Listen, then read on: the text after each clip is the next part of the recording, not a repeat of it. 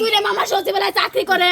আমার মামার আসার পর আমার নানুদের আমার মার লাশটা আপনারা নিয়ে যায়।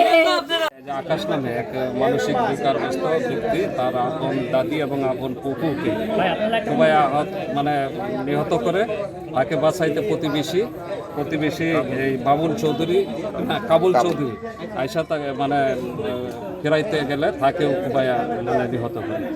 আর আরেকজন ছিল, সেও হয়েছে, সে প্রাথমিক চিকিৎসার জন্য এখন ফরিদপুর মেডিকেল কলেজে আছে। সেক্ষেত্রে আপনাদের পরবর্তী আইনি ব্যবস্থা কি বা প্রক্রিয়াটা কি, বা ঘাতকরা আটকাতে পারছেন কিনা? না, ঘাতককে সে ওই যে কোদাল দিয়ে আহত করছে, সে কোদাল হাতে নিয়েই ওই যে পিছনে চোখ দিয়ে চলে গেছে।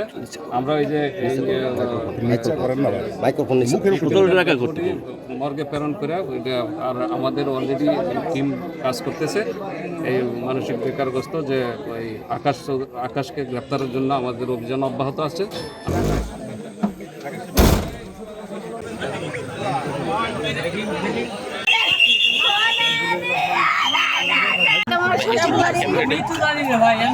আমি শ্বশুরবাড়ি থেকে আমার বোনাই দিছি কি আফা মারে আর নানুরে বলে কুবাই মারি ফেলে দিছে।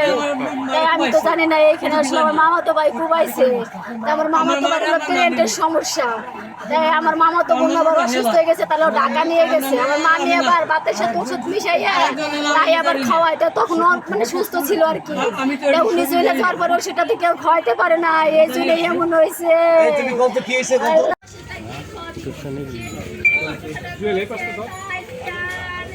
সবাই যদি মোবাইল সামনে দেয়,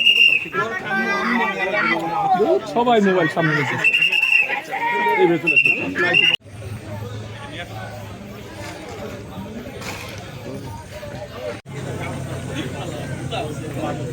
আরে আল্লাহ আল্লাহ রে।